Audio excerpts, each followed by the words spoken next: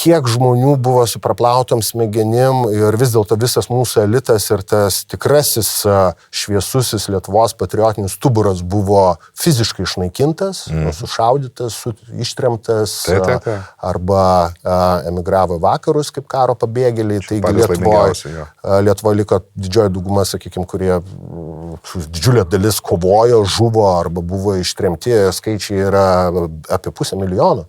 Čia yra viena didžiausių katastrofų mūsų naujoje istorijoje ir de jure de facto 44-53 metų įvykiai Lietuvoje yra pripažinti genocidu.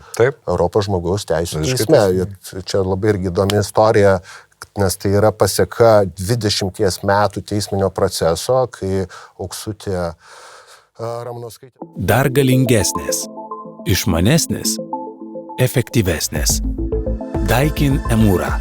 Čia susitinka tyla ir oro kokybė.